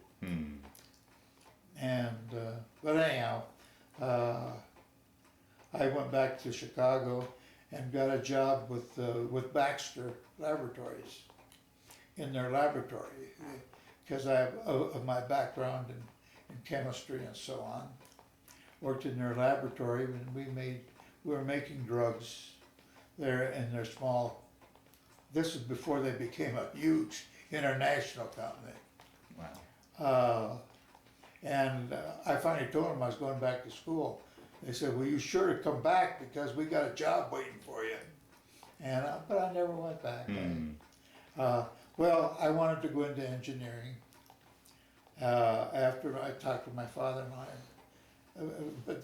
But the best thing my dad says to me, he said, "Get your degree and then worry about what you're going to do." And so I went back to Lake Forest College and got a degree in chemistry and physics. Now, were you able to use those classes you took over in Oxford? Oh, Were you yeah. use those credits as well? That helped when I got to Rensselaer, or not Rensselaer, but Lake Forest College. I was talking to the prof in physics, and I mentioned, I said, well, I had Stevenson as my professor. He said, you had the guy that wrote the book. He said, you don't need any more physics. Wow. Well, it ended up, I worked for the physics department, making displays and everything, and one of the honors I got was making a demonstration of the relationship between linear and circular velocity. They use the same formulas and why they're equal. So I figured out a display that he could show it to the classroom, and it was a simple thing of taking a motor and then setting up a fan blade, and you have to feed two different poles, your positive and negative, to make the fan turn. And doing that, and then how do you display it out front? Well, I had two stanchions going up, and I put up there I put a mirror, angled. So then I put a sheet in front of the whole thing, and I put a light on the outer edge of this disc that I'd cut out, about a foot wide, and put the lamp, a light on this edge of the disc. So when you turn, you'd see it going this way, but up above, you'd see a line going across this way. Wow. And the prof, he said, that's the most beautiful display. And it was quite unique, and it showed that they were the same. Yeah. You know? And so he had me working for the physics department. I got 50 cents an hour working for him, putting up displays and making them and so on. In addition, did you I was take going to advantage? school too. Did you take advantage of the GI Bill? Oh yeah. Okay. That's when I came back. Okay. And my dad said, well, you go back. I said, well, the government's going to pay for it. And so I went back and I got my degree in chemistry and physics from Lake Forest. And then I said, well, I want to be a chemical engineer. I don't want to just be stuck in a laboratory. And so I went back and I went to school another year. Well, I went a year at Lake Forest, then another year at Rensselaer, a little over a year and a half. And I got my chemical engineering degree. And then a few years later, I was looking through my father-in-law's catalog that he got of all the graduates, and I was listed as a master's degree also in chemistry. Well, as my dad said, 50 cents and would buy you a cup of coffee. And but anyhow, I had a lot of education, and most of us rubbed off. But when I was after I was at Rensselaer, I had the opportunity to. Well, I was going to look for a job, and so there's a small paper mill in Troy, New York. Well, actually, it's on the island between Troy, New York, and another town across the river. And I started off in the laboratory doing research work for this company called John A. Manning, which has been subsequently bought by I think International Paper. But it was a private company back then, and they had several mills. And I worked in research in one of the mills, and then they put me up in the other mill that makes a heavy board for motors and so on, what they call dielectric type paper that is used in motors that has been immersed. They're always immersed in oil, and we had to make a paper to serve as an insulation, even though the paper would become saturated with. So I became assistant superintendent in that mill, and then I had an offer to go out to Massachusetts to a paper company that they wanted my knowledge of a certain chemical that was used to improve what they call the formation of paper. That is to make the paper so it would not clump up, but would spread the fibers more uniformly. And it was a special gum that they used. And anyhow, I went to this other mill, Hollingsworth and Vos, and I developed several coatings for their equipment. They made a lot of paper used in the writing business and printing. And see, I got 2 patents. One, what was it? Oh, yes.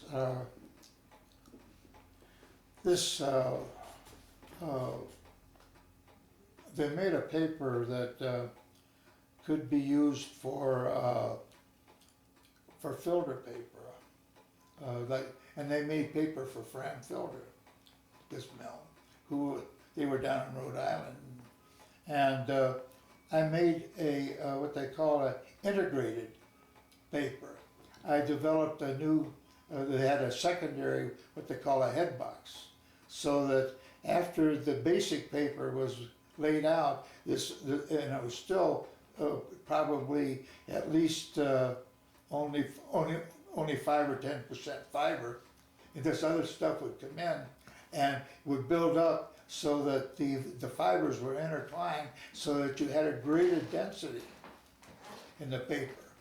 So down at the top, down at the bottom, it'd be really thick together, and as you went up through, it became more open, so that the top could pick up the large particles, and down through it would catch the small dirt particles. I'll be darned. Wow. And I got work for that. And then there was another one. Oh yeah, I made the first facsimile paper ever made. Really? And I got all of $1 for that. Wow. I developed. This is when they were doing the old wet process of facsimile, where the roll with the paper had to be wet to work.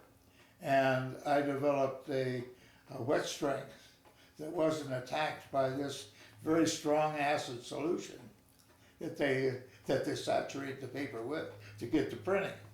And I developed a paper using various types of wet strength agents to give it those, and strength characteristics, so it wouldn't fall apart when it was wet, and it would still do what it's supposed to do.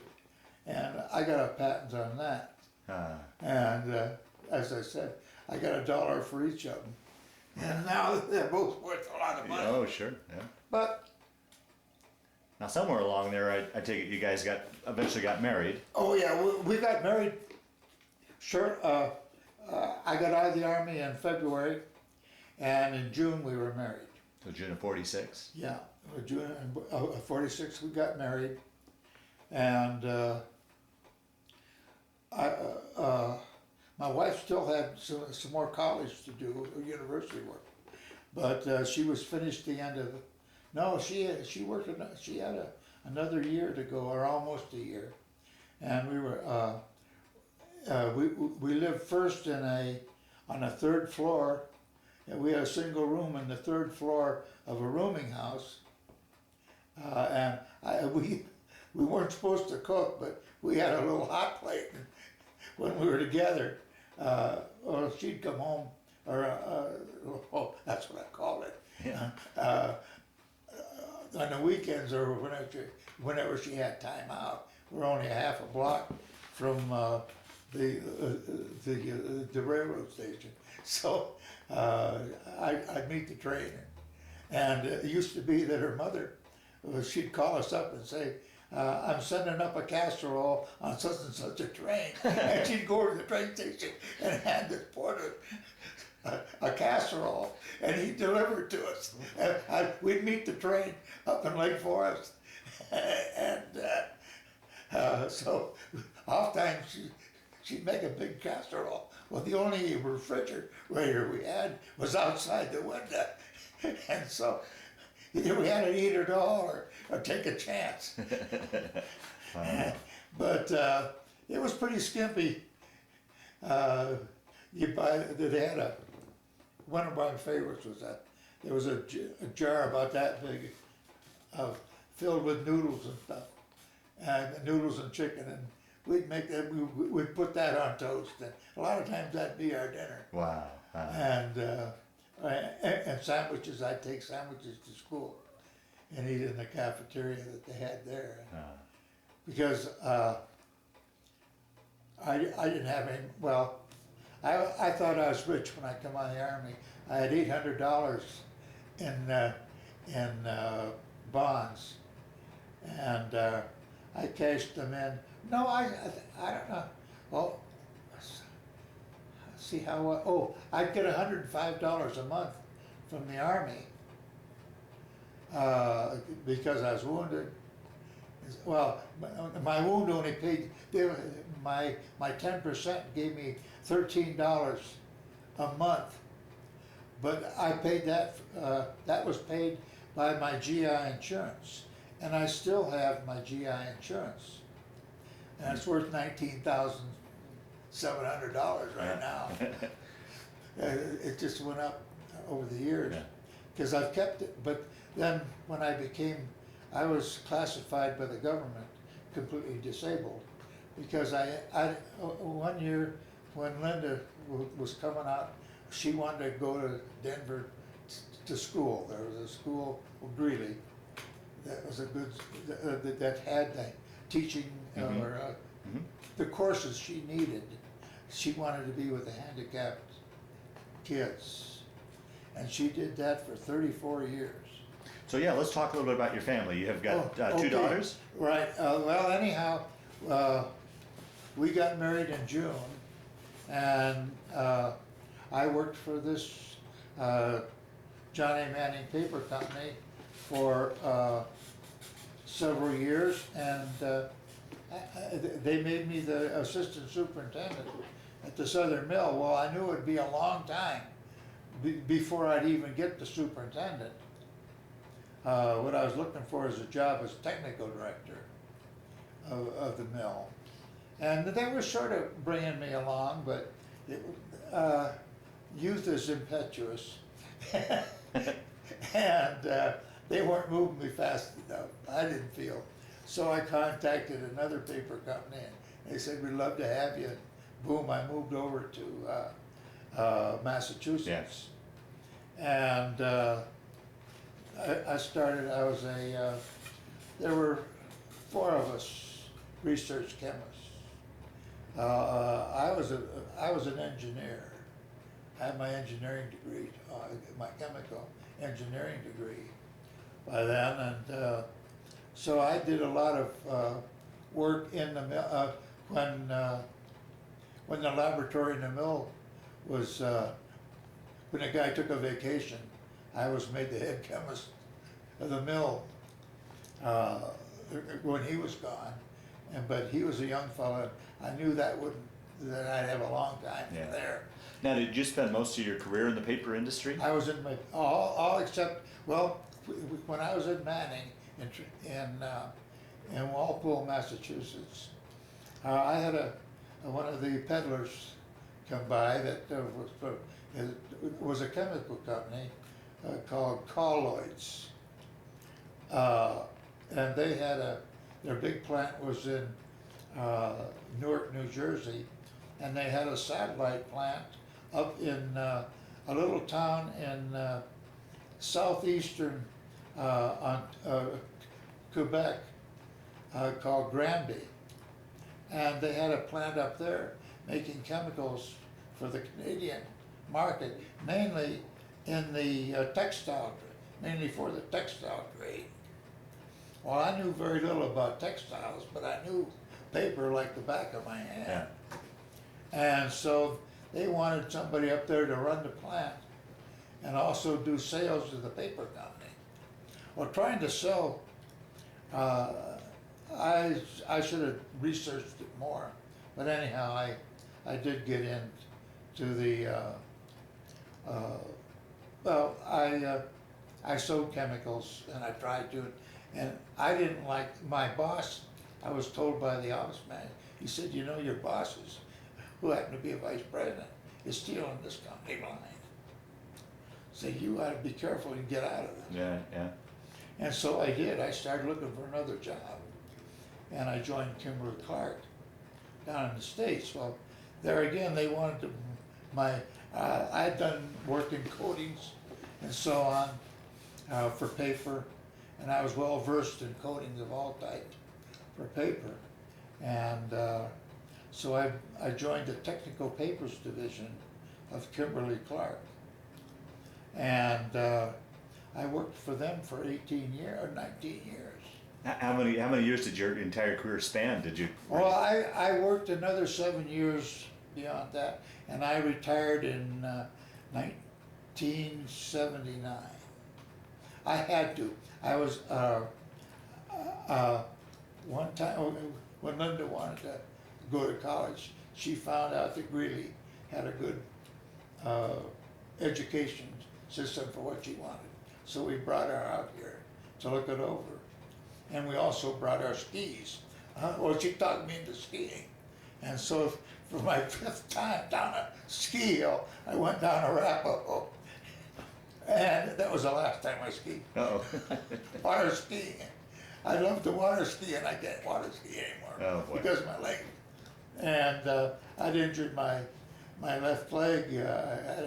I come home with my knee was out Oh, like boy. that. Yeah. And I said, well, my skiing days are over. Yeah. But anyhow,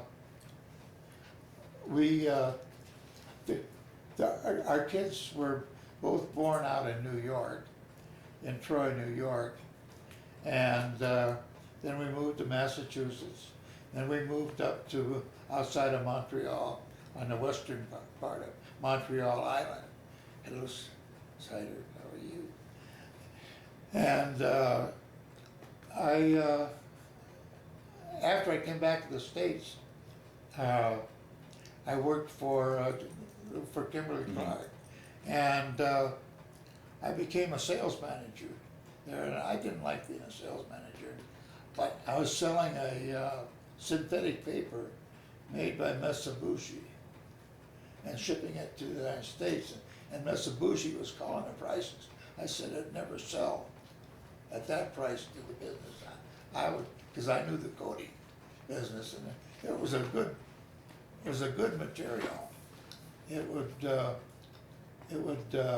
really withstand good. I mean, it worked good. Yeah. And we made. I ended up with $3 million worth of business myself. Wow.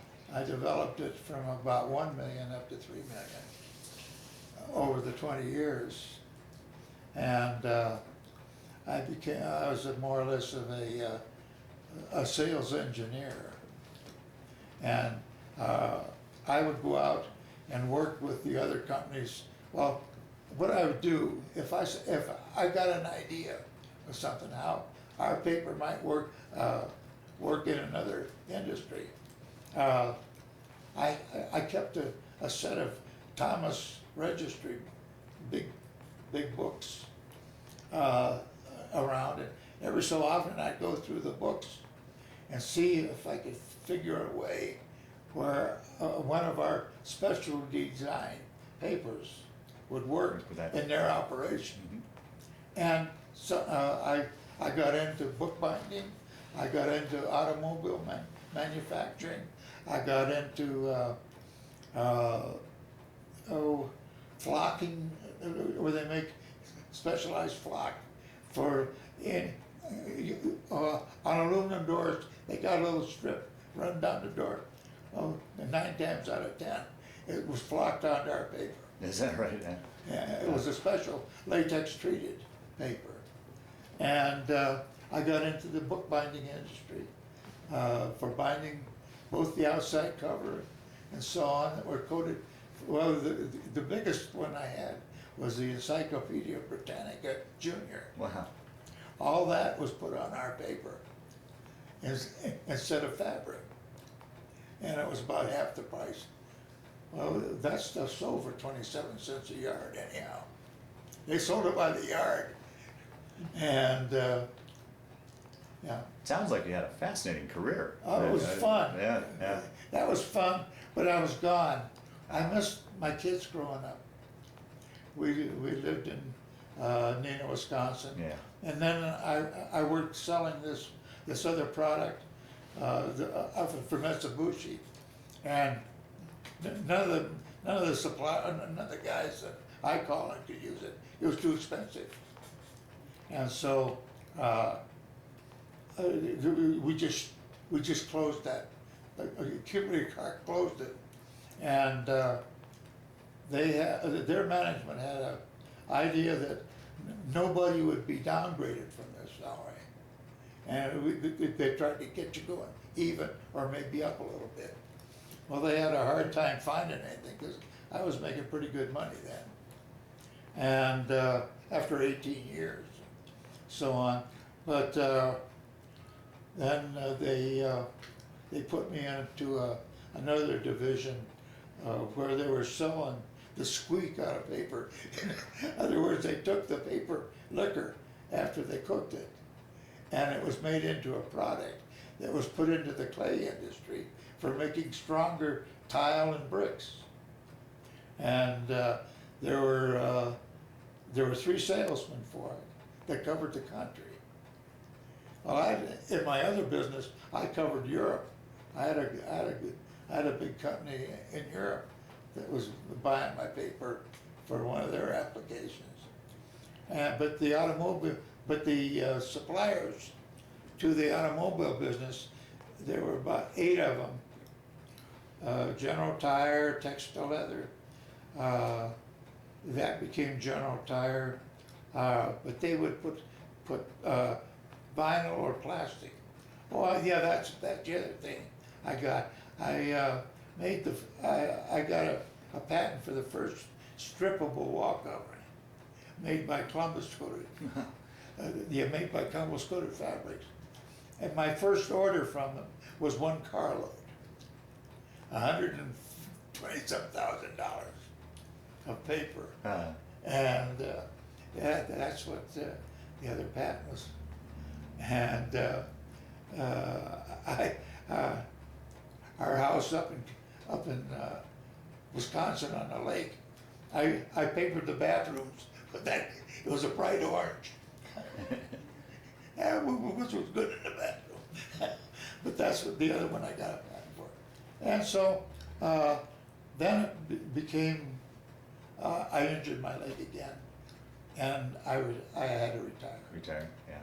And that was in 1979, 1980, and I've been retired since. Well, very good. Excellent. And now it's been about 26 years or something like that. Well, let's talk. We'll start to wind down this interview. Let's talk a little bit about family. Okay. Well, 2 daughters, grandchildren, great-grandchildren. I have 2 daughters, Kathy and Linda. Kathleen and Linda. And Kathy, husband, he was a brain. He had a 160 plus IQ. He was really smart. I thought I was smart. He's smart. And he now is retired at 56, or 58, thank you, honey. Then Linda came along 2 years later. They were born out in Troy, weren't they? In Troy, New York. And they traveled with us. They were good travelers. One of the things that I did was try to make sure they had a chance to see the country like you did as like I did. Right? Yeah. And I did. I think they got around pretty well. And both of them got scholarships. They're smart kids. Yeah. And they got partial scholarships to the various universities that they went to. My other daughter was graduated in home economics. And Linda, you were in the Yours was in social Special work. education. What it was? Special education. Oh, special education, that was it, yeah. And, oh, I worried about them at first when they first married, but you worry about your kids anyhow. Yeah, yeah. And, but then, well, we lived in Texas for a while, and believe it or not, well, we come up to see Linda, but neither one of them had ever seen our home in Texas. We had a lovely home down there in Texas. It was just being built. But unfortunately, the guy that owned the land built it on top of a clay called montmorillonite. That when it gets wet, it slides. Oh, geez. And every house that he built in this area would slide. And they didn't build basements down there, actually. And but the kids, their grandfather, Bart's, gave money towards their education, but my wife and I got into the stock market. So I set this on the floor. We paid most of their college education. They got some scholarships, but I think we paid to make sure they could get through. And they both have good degrees. And, Wonderful. they both got jobs right away, home economists. And Linda with her, she spent over 34 years in that business. And Teaching. about teaching and well, not only teaching but actual work with the children in our home here too. Well, special cases. Yeah, right, And I'm quite proud of both of them. They've done real nice. They've done good, and they have. They're wonderful to me. Yeah. And but about 5 years ago, well, my wife and I, we lived in Canada, and then we came back to the States, and we lived in Neenah, Wisconsin, where Kimberly-Clark was located at the time. Then they moved their offices to Texas, to Dallas. I was one of the little towns. I forget what it is. But anyhow, in the meantime, we'd moved to Texas then too. And I lived in Texas for 3 years, selling this chemical product that I'd made, or that was sold to the brick companies, and it was completely out of my lineup. I had very little interest in it, and I worked there for a couple of years, and it was by mutual agreement that I quit.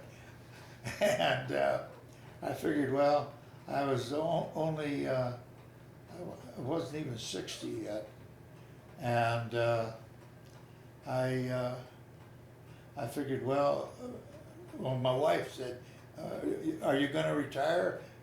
Or I asked her about retiring. She said, "You're not going to retire." And so I worked another 7 years, and I injured my leg in the paper mill. Almost went down an elevator shaft, and I was dangling over it, and somebody came and got me. But I slipped on the wet floors, because there's a lot of wet floors in a paper mill. Yeah. And but I worked for them. I was administrative assistant to the vice president. I did well. Jerry knows about the paper. I knew more about the paper mills than they did, because I'd been in it for a long time. Sure. Yeah.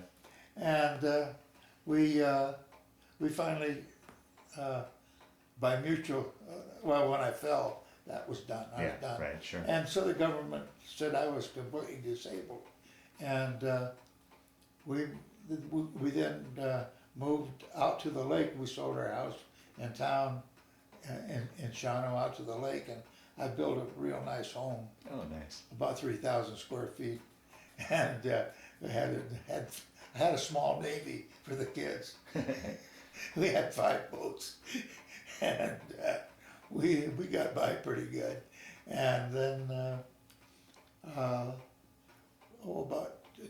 about 12 years ago, we moved into town, and we had both places, and then it got to be too much, and so I sold the place at the lake, and I was buying a new place in town, and then we were coming to Florida, my wife and I. Well, we've been coming about 12 years now, 12 to 15 years, and we moved to Florida. Then when my wife died, the kids suggested I stay down in Florida because of How long ago did you lose your wife? 5 years ago, 5 years. wasn't it? Yeah. About 5 years ago. Okay. And so I've been staying in our place down in Florida. Well, one thing that my wife and I both did was we said we'd never live close to our grandchildren, our children. That we don't, that they have their life to live and make their own decisions, and the best way is to get a little distance away. Yeah. Yeah. So that's what we did, and we carried on. Now, as I get older like this, I don't know if it's good or bad, but I still don't think I should live in the same town. And so I'm down by myself down there in a gated community or semi-gated Yeah. community, Good. and I have a lot of good friends down in Florida. Oh, good. And I have one friend that I years ago, after I'd injured myself, I got back into a model airplane building. I used to do this when I was a kid. I'd build a workbench in our basement, and my brother worked on watches, and I worked on model airplanes. And he would get watches from my uncle and fix them up and sell them to the kids in the neighborhood. And I would build model airplanes. And now I built up until 3 years ago, where my hands are now, I have neuropathy in my hands and feet. So I have no feeling in either of them, my feet up to my knees and my hands up to my elbow. But I get by, Yeah, and I'm very self-sufficient. I'm a good cook. I got married once, and it lasted 6 months, and she has dementia, and I broke it off. We went through a religious ceremony, but no civil ceremony, Gotcha. Okay. and it worked out fine. Yeah. And she's a lovely lady, but she would, every so often, she'd go on a toot and claim I was running around with the neighbor girls, and I said, no, that's it. So I divorced. Well, I just told her that it's over. Yeah. Yeah. And so I live by myself. I have a lot of good friends down there, male and female both. Okay. And I like it. It's a low-key type of thing. I have a nice car that I drive around down there. Okay. And I have friends that pick me up to go to things too. It's not bad. So that's how my life is now. Yeah. And I come out here maybe once or twice a year, and I visit my other daughter in Wisconsin. Go up there and get a little trout fishing and bass fishing in. That's about it. Very good. Well, we'll wind down this interview. The last question I always like to ask when I do these interviews is your war experience. How do you think, did that play a part in your life, affect your thinking at all, or do you see it just simply as just a chapter in your life? How would you answer that? All right. The first 3 weeks when I was in the Army, it brought me to the decision that I'd never screw around like I did before when I was going to school. Because I was a playboy. And I would go out practically every night and forget it. Well, when I was in high school, I graduated 7th in my class. And I figured, well, I could just read it, and that it's a lot different than college. Yeah. And I soon learned that too, but it was a little late. I was into it, and so I learned that when I come back, I'm going to get my degrees and then find a job and So you think do it something. matured you then? You- That's right. Yeah. And it took only 3 weeks Yeah. being in the Army to see what I'd given up. Yeah. And particularly after, in addition to that, those first 3 weeks, in addition, when you were over in Europe and in battle and all you went through, did that play a part, do you think, in your thinking or change your Well, life at all? Or was it, Uh, or were you able to put that behind you, I guess? well, I basically said, well, I was trained, to kill. Yeah. When you're in the infantry, Yeah. you get brainwashed. Yeah. You are. It's a terrific brainwash program. And it takes time, but I was brainwashed, and I Yeah. still am. Yeah. I have no compunction Yeah. of sticking a knife into somebody. Yeah. It wouldn't bother me. And it still wouldn't. Hmm. I've gotten that, I have